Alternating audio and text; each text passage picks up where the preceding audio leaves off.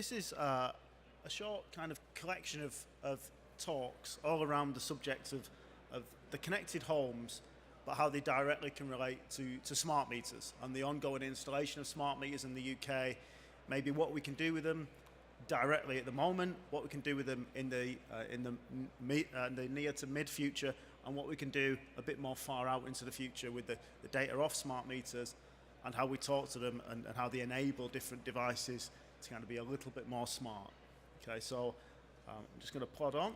So this is me. I'm Dr. Richard Fitton. I'm from the University of Salford in Manchester, and I run a couple of labs at the University of Salford looking around energy efficiency of buildings, and also one that runs a lot of research around smart meters and the smart homes. So this is our research group. So we call the Applied Buildings and Energy Research Group. We consist of around 12 academics. So we look more or less around physics, built environment, and social sciences, all around the kind of energy sector. We have, like I said, a couple of different facilities up there that we use to do this. One of which is the Energy House. We look a lot around performance measurement of interventions on buildings in that place. We look a lot around measuring energy performance in the field. So we have several field trials looking at heating controls, smart meter installations, and insulation as well at the moment.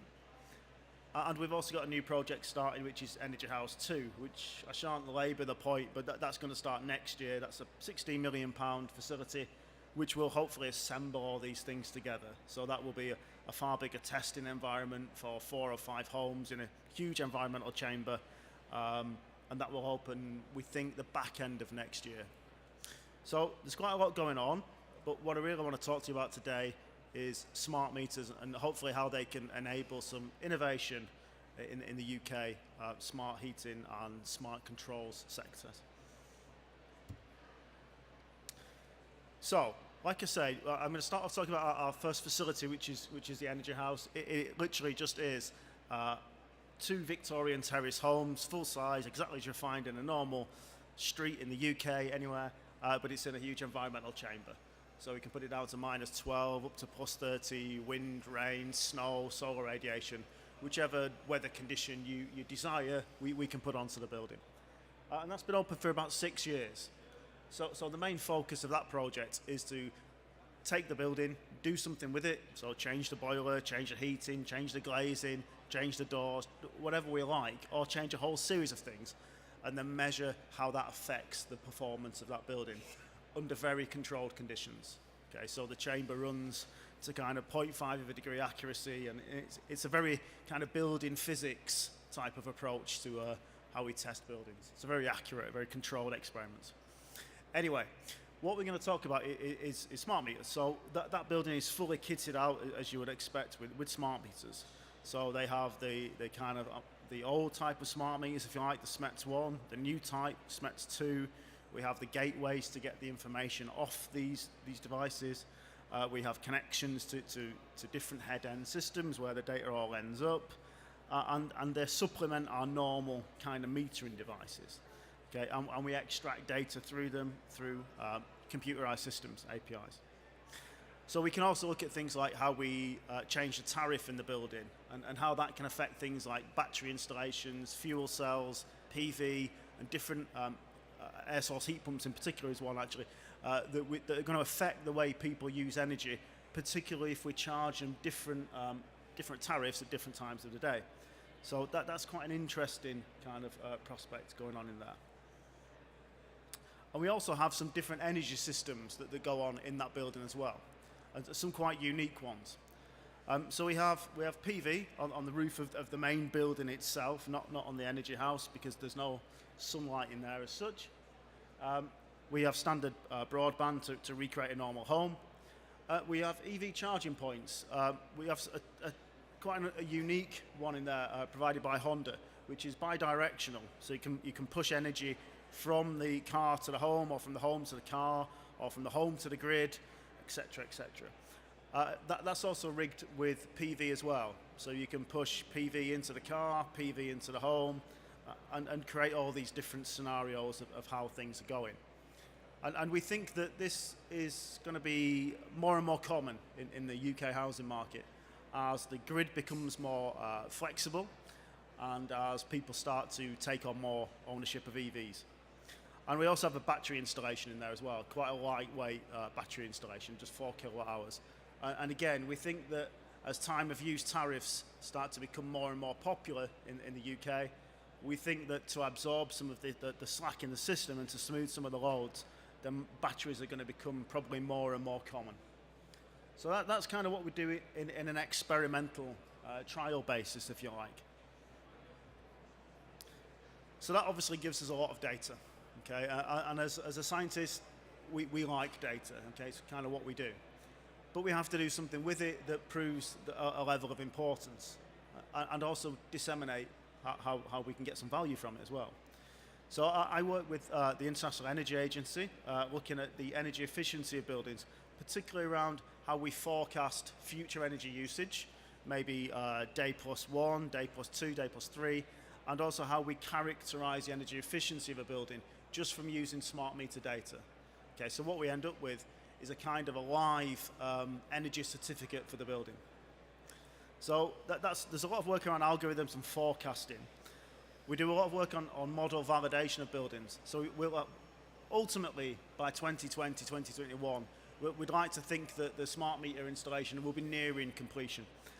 And we think that there's going to be a huge kind of database that exists with all the energy performance data for the buildings in the UK. So what we look at a lot is the difference between the energy model and what we actually find in the field. So that's quite a useful thing to get out of there.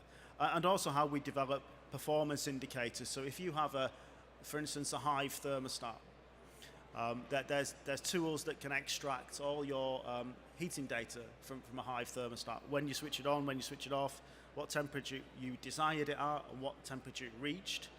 And then you can couple that with things like smart meter data, and then you can build up what's called an energy signature model of the building itself. So you can basically rate your building from those two pieces of very basic and free information. So that's what we have. We had the energy house, and we were quite content with that. But we were running up against a problem where we needed a bit more capacity to do some more development around the smart sector. So we worked with Beamer. So Beamer represent a lot of the heating controls and the different ways of heating buildings and controlling buildings in the UK. And we wrote a paper about how consumers can get access to their smart meter data, which, as much as I've talked on and on in the last 5 minutes about accessing data, it's still actually quite difficult.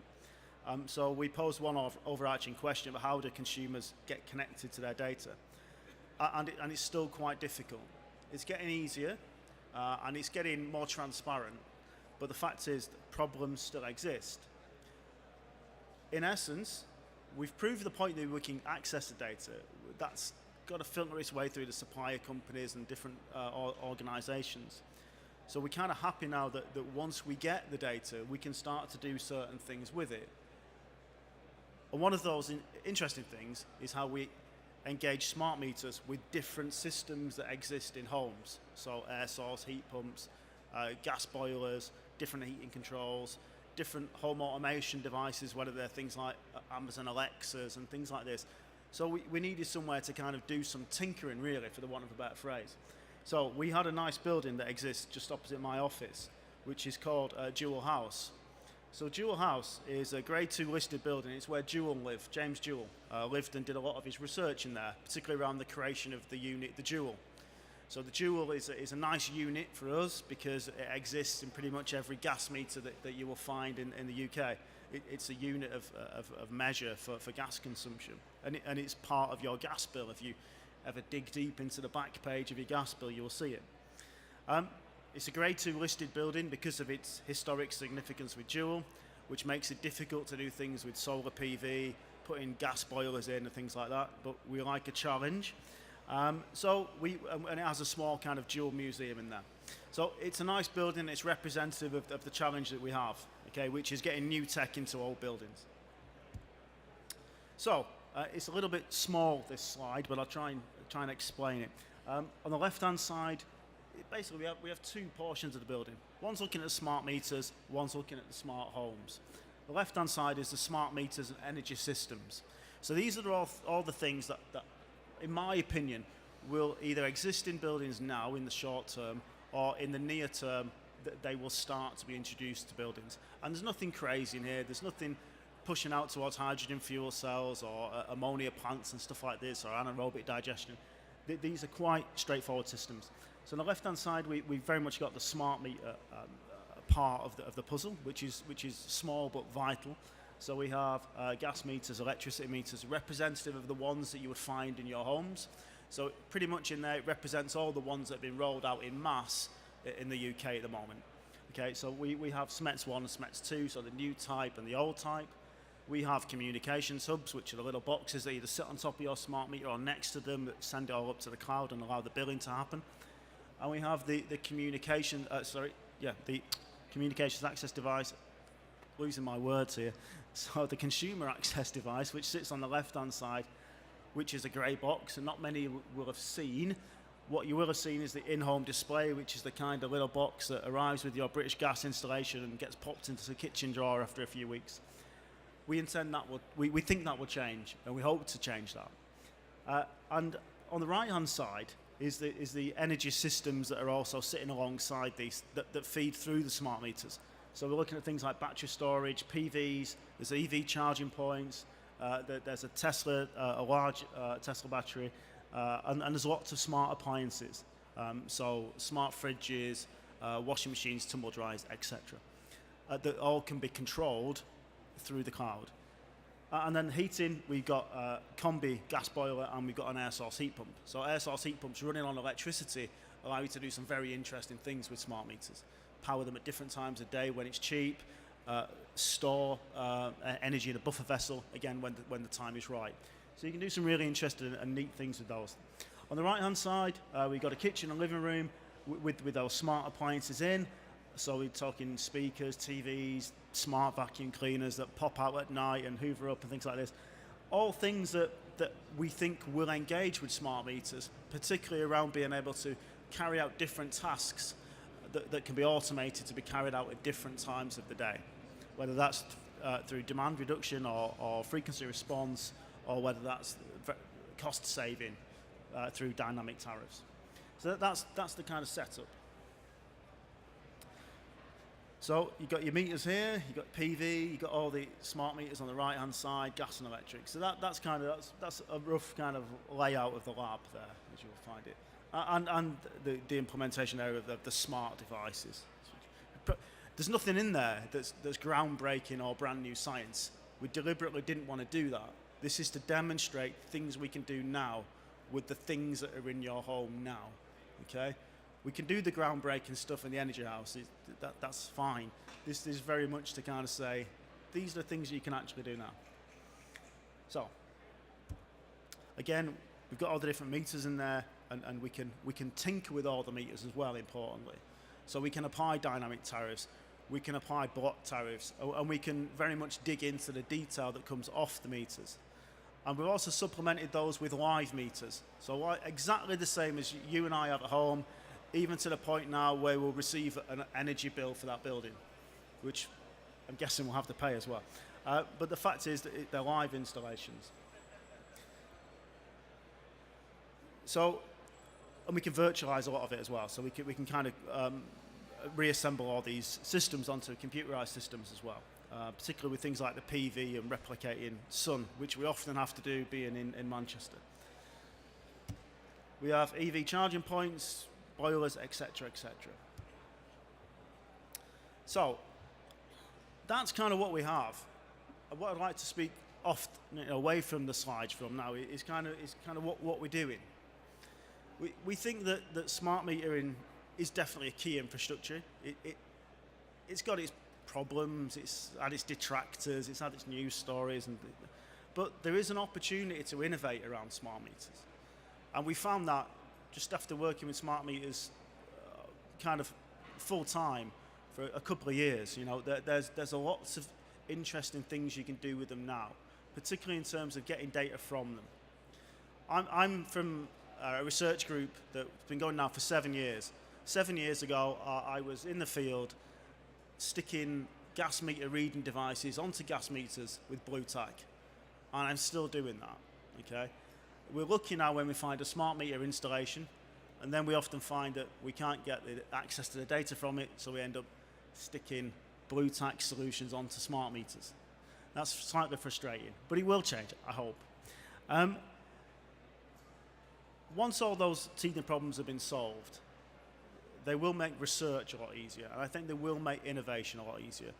We're a department that thrives on innovation. We're about 70% commercial, about 30% academic.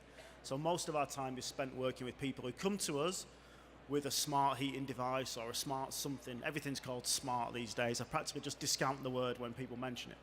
But the fact is, they come to us with a problem and they say, look, we want this to talk to a smart meter. That's kind of what we do now in that lab. And there are lots and lots of people queuing up to do stuff with smart meters. People are realizing that they are going to hit, I'm going to say, over 90% of the buildings in the UK domestically. So there will be this intelligent data source that comes off all our buildings. And there's lots of different things that we can do with them. So if you look at, take the data to one side, and then you start to look at how you can automate things when things cost a different amount at a different time of day. There's a lot of people interested in that. So storage heaters, air source, EV charging is particularly key.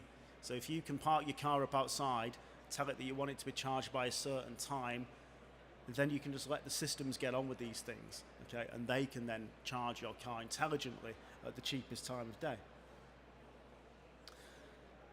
But it is technically complex. There isn't something you can just plug in, or you can just buy a software item and get it to talk to the meters. That you do need to engage with the meter suppliers, the suppliers of energy themselves, to do some innovation. And that's kind of where we put ourselves in that position. So a couple of things that we've got on live at the moment, which are interesting. And there's one or two people who are going to talk about this as well in the session. So we have a project called ND SEMIC or ND SMEEC, which is, so Josh, who's on after me, is going to talk to you a little bit about this. But we're using smart meter data to calculate real-world performance of non-domestic buildings. Okay, so let's not forget, there's going to be a significant portion of non-domestic buildings in the UK that have smart meters in place. So disaggregation of energy. So commercial properties blow houses out of the water in terms of energy consumption. If you can disaggregate it down to lighting, refrigeration, appliances, heating, things like this, then you can start to look at fault prediction, analysis of your heat loss in the building, and when things are going wrong with the building, in essence. When something goes wrong with a non-domestic building, significant costs often arise. So that's an interesting project. So Haven is home as a virtual energy network. This is working with Honda, a supplier called Good Energy, an aggregator called Upside Energy, and ourselves. So this is bidirectional charging. So this is mocking up all the different use cases that can happen with a bidirectional charger. So if you've got electrical heating or you've got air source heating, for instance, then you should be able to basically come home. If you charge your car for free at work, like I often do, and that there's excess energy in your car, you can then bump that into the house. Whether you bump it into a battery, whether you bump it into the hot water tank, whether you bump it into the air source, there's lots of different things you can do with that. And then you can start to charge your car at the cheaper times of the day. So this is really about a profit and loss account for your home. This is moving money around overnight and things like this. So they're quite in-depth systems, but they're something that I'm not necessarily saying can save energy, but they certainly have a capability to save the amount of money you pay for your energy. That's a really interesting kind of thing to think about. Then we have a program called TEEF, which is a thermal energy innovation. And that's basically looking at how we create a live EPC for your building. So the EPC, I'm sure I'm talking to the right crowd here, that we all know what an EPC is. They've got flaws, we all know that, and they've got their strengths. This is about being able to graph and accurately predict and rate your property just from a couple of data points, whether that's your thermostat, whether it's some temperature device in your building, some weather data that may be gathered externally or from an external source, and providing a live rating to see what your building is doing now then we can make an accurate prediction about if we insulate it, what it might do in the future. Then when we've insulated it, we can check if it's doing what we said it would do.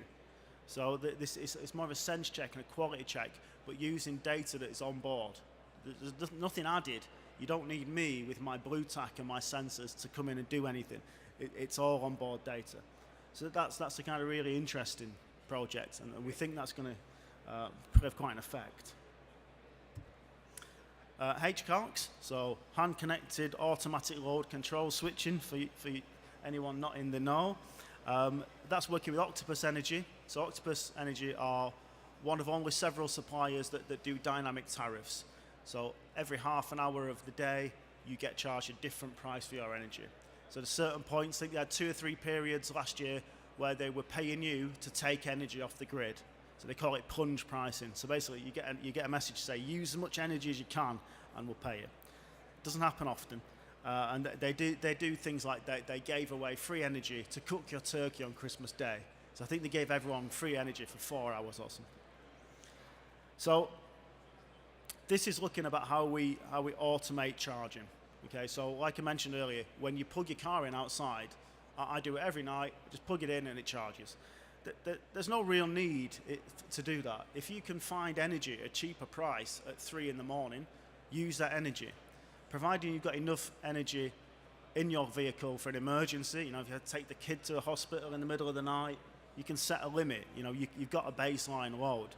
But ultimately, as long as that car is charged up to do your commute in the morning at 7 a.m., there's no reason why you wouldn't use a kind of dynamic tariff to put these things on.